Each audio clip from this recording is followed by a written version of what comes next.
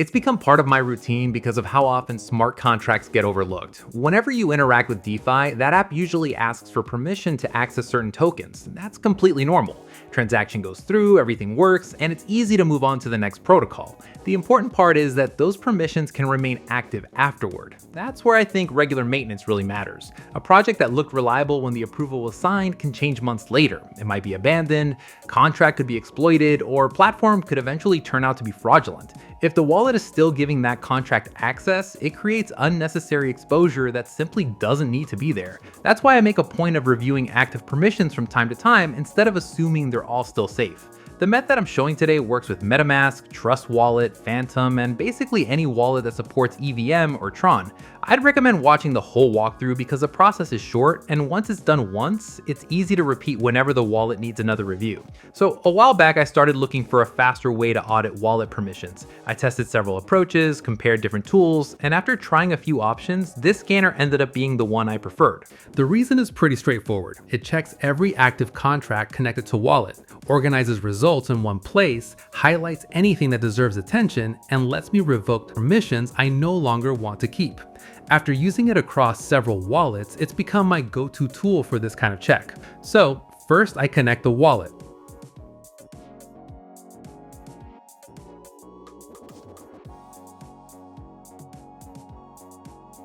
Okay, now Scanner is analyzing every active contract associated with this address. Okay, scan finished. Now I can see the full list of active permissions. A few contracts have been flagged with a higher risk level. That doesn't automatically mean they're malicious, but it does tell me they're worth reviewing instead of leaving them active indefinitely. For me, if a contract no longer needs access, I remove that permission.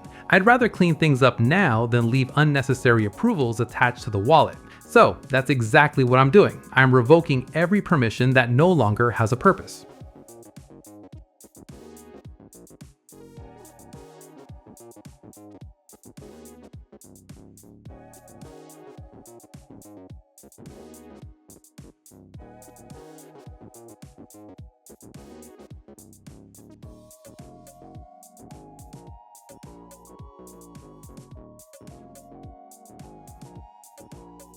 Everything completed successfully. Now my wallet only has the permissions I actually want to keep. The outdated connections are gone, which means there are fewer unnecessary access points attached to.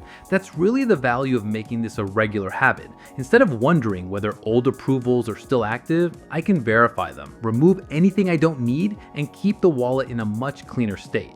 So that's everything I wanted to cover. Hopefully the walkthrough was useful and made the process a little easier to understand. If you have any questions or there's another topic you'd like me to test, leave a comment below. I've been using the scanner regularly for the past few weeks, and it's become part of the way I manage my wallets. Taking a couple of minutes to review permissions is a simple step, and for me, it's a much better approach than leaving old contract access in place when it's no longer needed.